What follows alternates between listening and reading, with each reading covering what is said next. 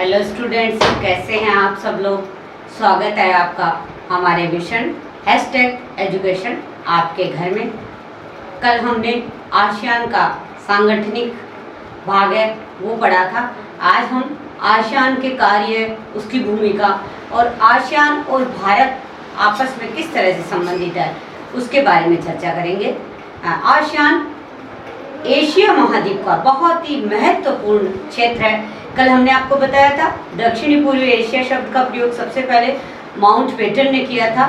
और ये क्षेत्र सामरिक दृष्टि से, आर्थिक दृष्टि से किस तरह से महत्वपूर्ण है, चीन इसमें इतनी अधिक रुचि क्यों दिखाता है, इन सभी की चर्चा आज हम करेंगे। आसियान दक्षिणी पूर्वी एशिया सामरिक और भौगोलिक दृष्टि से महत्वपूर्ण है। आसियान में जो 10 देश सम्मिलित है उनकी सामरिक स्थिति और भौगोलिक स्थिति इस तरह की है कि वो एशिया महाद्वीप का सर्वाधिक महत्वपूर्ण क्षेत्र बन रहा है। आसियान के जो ये 10 देश हैं, हिंद महासागर और प्रशांत महासागर को मिलाने वाला जो समुद्री मार्ग है उस पर ये स्थित है। यानी प्राय जो गतिविधियां होती है वो दक्षिणी महासागर में। चीन है वो इसमें सर्वाधिक रुचि दिखाता है, समय समय पर वो अपने युद्धपोत है वो यहाँ उतारता रहता है। तो ये जो समुद्र का ये हिस्सा है ये बहुत अधिक महत्वपूर्ण है, समुद्री व्यापार की दृष्टि से भी और सामरिक दृष्टि से भी। आसियान है, आसियान के जो 10 देश है वो एशिया और ऑस्ट्रेलिया को, एशिया महाद्वीप और ऑस्ट्रेलिया महाद्वीप, एशिया विश्व का सबसे बड़ा महाद्वीप और ऑस्ट्रेलिया को प्राकृतिक पुल द्वारा जोड़ता है। मतलब आप नक्शे में देखिए कि किस तरह से वो एशिया और ऑस्ट्रेलिया को जोड़ते हुए प्रतीत होता है। आसियान की प्रकृति और उद्देश्य के बारे में हम जानेंगे। आसियान है वो एक असैनिक संगठन है, मतलब सैन्य सुरक्षा या सैनिक गतिविधियों से संबंधित ये नहीं है। जैसा नाटो और वासा है या सीटो सेंटो इस तरह के जो संगठन थे वैसा संगठन ये नहीं है। तो आसियान की प्रकृति क्या है, सभी सदस्य देश औपनिवेशिक पृष्ठभूमि, क्योंकि प्राय जो आसियान के सदस्य देश हैं वो कभी न कभी किसी बड़ी ताकत के उपनिवेश रहे हैं, प्राय सभी ब्रिटेन के उपनिवेश रहे हैं। तो इनकी औपनिवेशिक पृष्ठभूमि, ऐतिहासिक विरासत और राजनीतिक, आर्थिक और सामाजिक जीवन मूल्यों में अंतर है। इनकी संस्कृति अलग अलग है, जीवन जीने का ढंग अलग अलग है, इनके प्राकृतिक रिसोर्सेस अलग अलग है। ये छोटे देश है इसलिए ये चाहते हैं कि ये सभी 10 मिलकर एक हो जाए, और 10 मिलकर एक होंगे तभी ये विश्व में अपना अस्तित्व सुरक्षित रख पाएंगे। अब इनके सामने, इन देशों के सामने चुनौतियां क्या क्या है। जनसंख्या विस्फोट, इन सभी देशों में जनसंख्या अधिक है, गरीबी है, निर्धनता है, क्योंकि ये लंबे समय तक उपनिवेशिक देश रहे हैं। इनका आर्थिक शोषण बहुत अधिक हुआ है क्योंकि प्राय ये सभी अन्य विदेशी ताकतों के उपनिवेश रहे। तो इनके जो भी प्राकृतिक रिसोर्सेज थे और जो कच्चा माल होता था वो अपने देश में भेज देते थे, और जो तैयार माल है वो इन देशों में लाकर भेज दिया जाता था। तो इनका लंबे समय तक आर्थिक शोषण रहा है, असुरक्षा। पहले ये ब्रिटेन के उपनिवेश रहे और बाद में चीन ने इसने अपने आधिपत्य में लेने के लिए पुरजोर प्रयास किया। तो असुरक्षा इनके सामने सबसे बड़ी चुनौती है। अब इन सभी समस्याओं का एक ही समाधान था, परस्पर क्षेत्रीय सहयोग। मतलब इस तरह से, हालांकि क्षेत्रीयतावाद नहीं होना चाहिए था, लेकिन विश्व की जो सामरिक परिस्थितियां बन रही थी, विश्व की जो आर्थिक परिस्थितियां, आर्थिक चुनौतियां जो सामने आ रही थी इन छोटे देशों के, तो इनका एक ही समाधान था, परस्पर क्षेत्रीय सहयोग। ये सभी एक लाइन से ही मिले हुए देश है, आप देखिएगा नक्शे में। तब इस आसियान का जो मुख्य उद्देश्य क्या रहा, आर्थिक प्रगति को गति प्रदान करना, क्योंकि जैसे जैसे आर्थिक प्रगति होगी, नेचुरल रिसोर्सेस में ये बहुत अधिक धनवान है, क्योंकि इन्हें एशिया का चावल का कटोरा कहा जाता है। इंडोनेशिया में बहुत अधिक तेल है, इस तरह से बहुत सारी चीजें यहाँ पाई जाती है। लेकिन इस सभी कच्चे माल को बाजारों में बेचना, तैयार करवाना, इसके लिए एक ने उद्देश्य प्राप्त करना था, आर्थिक प्रगति को गति प्रदान करना तथा इन सभी देशों की अर्थव्यवस्था को स्थायित्व प्रदान करना।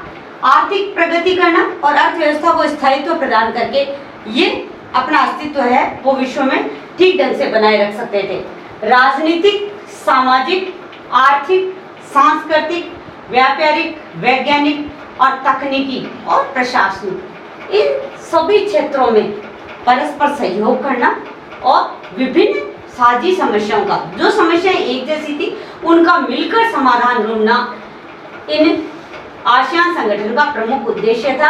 क्योंकि मैंने पहले ही बताया ये 10 मिलकर एक बन रहे हैं, तो इनकी जो भी समस्याएं थी, राजनीतिक, वही सीमा सुरक्षा संबंधित, सामाजिक, जो इनके सामाजिक रीति रिवाज थे या जो सामाजिक तरफ से पिछड़ा हुआ था, जैसे कई ऐसे अंधविश्वास और परंपराएं और रूढ़ियां इन देशों में पनप रही थी, पूर्व काल से पनपी हुई थी, उन सब को हटाकर सामाजिक प्रगति करना, आर्थिक व्यापार के क्षेत्र में प्रगति करना, सांस्कृतिक आदान प्रदान, इन सभी की संस्कृति है वो मिलती जुलती है। जैसे भारत हालांकि आसियान का पूर्णकालिक सदस्य नहीं है, फिर भी आपको इंडोनेशिया या बाली क्षेत्र में जाने का अवसर मिले तो आपको यूँ लगेगा जैसे भारत के मंदिरों में हम घूम रहे हैं। वहाँ भी ऐसे ही अयोध्या की तरह ही राम सीता के मंदिर बने हुए हैं, तो इनकी जो सांस्कृतिक स्थिति है वो लगभग एक जैसी थी, तो इनका संस्कृति का आदान प्रदान भी होना जरूरी था।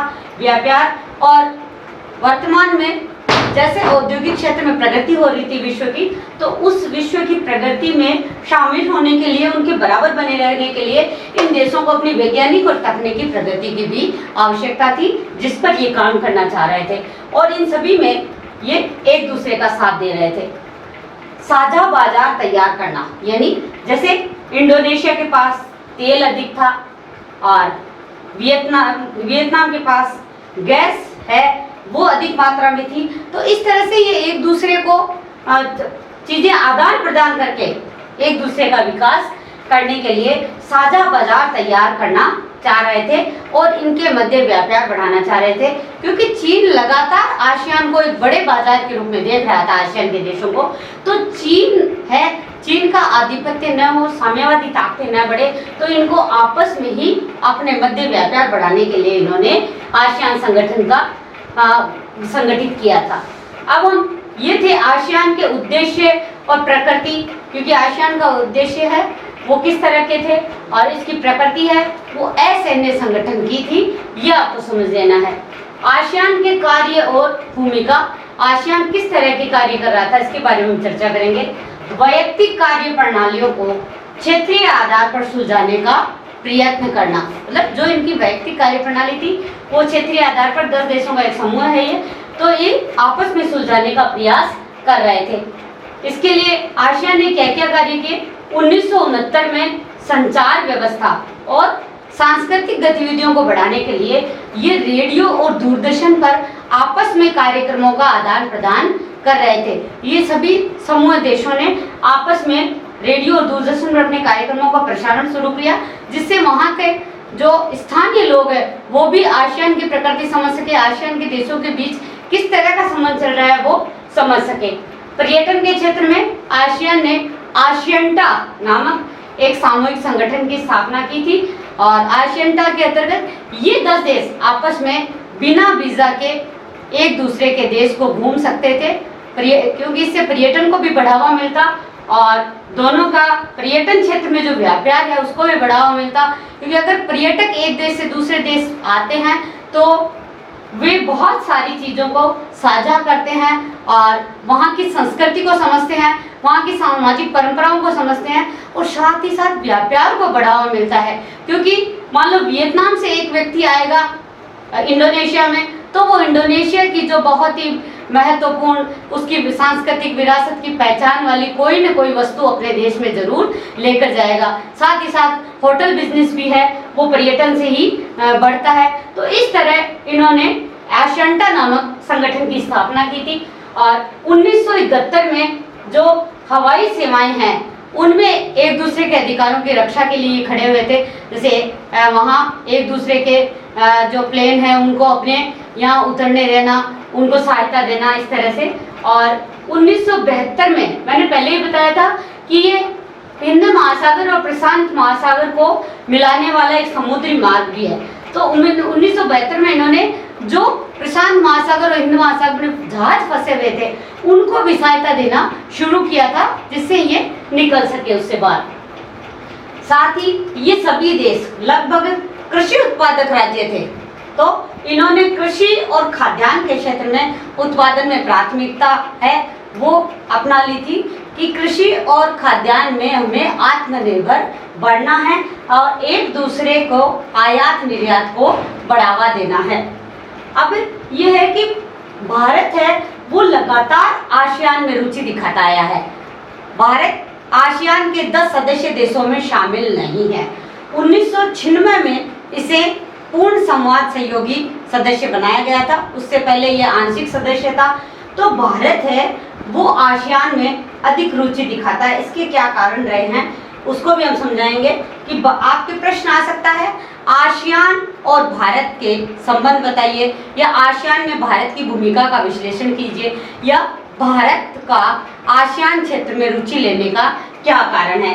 तो सबसे पहले कि भारत है वो एशियान क्षेत्रीय फोरम का एक तो सदस्य है, और वर्तमान प्रधानमंत्री नरेंद्र मोदी ने जब 2014 में कार्य ग्रहण किया था प्रधानमंत्री के रूप में, तो उन्होंने एक्ट ईस्ट पॉलिसी अपनाई थी। एक्ट ईस्ट पॉलिसी यानी पूर्व के जो देश थे, पूर्वी एशिया के जो देश थे, उनके ऊपर कार्य करने की जो उन्होंने पॉलिसी अपनाई थी, उसमें लगभग ये आसियान के देश आते हैं। तो एक्ट ईस्ट पॉलिसी के तहत भारत है वो आसियान के क्षेत्र को बड़ा बाजार के रूप में देख रहा था कि जो भारत की वर्तमान में चीन के बाद तेजी से उभरती हुई जो अर्थव्यवस्था थी, उसको एक बड़ा बाजार चाहिए था, और ये बड़ा बाजार है वो आसियान के ये 10 देश बन सकते थे। इसलिए भारत ने इसमें अधिक रुचि दिखाई, और प्रधानमंत्री जी का जो मेक इन इंडिया यानी आत्मनिर्भर भारत, भारत में ही निर्माण हो, तो उन निर्मित उत्पादों को बेचने के लिए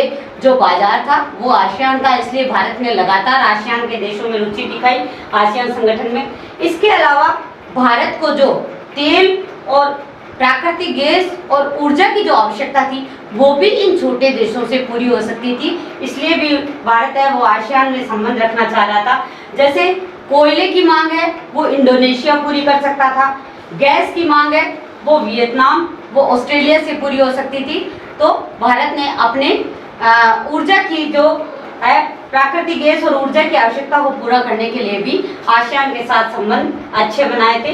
तीसरा जो कारण रहा भारत और आसियान का कि आसियान में वह कूटनीतिक और आर्थिक जगह बनाना चाह रहा था, क्योंकि चीन को दबाने के लिए या चीन के बढ़ते प्रभाव को रोकने के लिए भारत को आसियान के देशों में रुचि दिखाना अधिक जरूरी था। साथ ही साथ चीन है वो लगातार पाकिस्तान को आतंकवादी गतिविधियों में सहयोग दे रहा था, तो पाकिस्तान को आतंकवादी देश घोषित करना, विश्व में अलग थलग कर देने के लिए भारत को आसियान के देशों के सहयोग की आवश्यकता थी।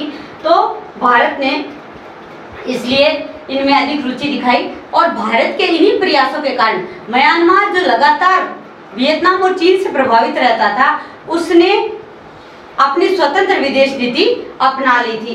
तो भारत ये चाहता था कि ये 10 देश है वो आत्मनिर्भर बने, स्वतंत्र बने, और चीन का प्रभाव यहाँ कम हो। तो भारत ने एक 2016 में प्लान बनाया था, ASEAN India plan of action. ASEAN India plan of action 2016 में काम करना शुरू किया था, और ये 2020 तक का ये प्लान है। और इसी प्लान के तहत भारत को सफलता भी मिली आतंकवाद के क्षेत्र में। अब लगभग आतंकवादी गतिविधियां हैं वो कम हो रही है, और पाकिस्तान अलग थलग पड़ा है। चीन की भी जो विस्तारवादी नीति है उस पर अंकुश लगाने का प्रयास किया है। तो ये था आसियान की कार्य, आसियान के उद्देश्य, आसियान की जो शक्तियाँ थी उसकी क्या भूमिका है विश्व में, और भारत किस तरह से आसियान का सहयोगी रहा है, और भारत क्यों आसियान में इतनी अधिक रुचि दिखाता है, इन सब के बारे में हमने चर्चा की। तो आगे बढ़ते रहिए, पढ़ते रहिए, धन्यवाद।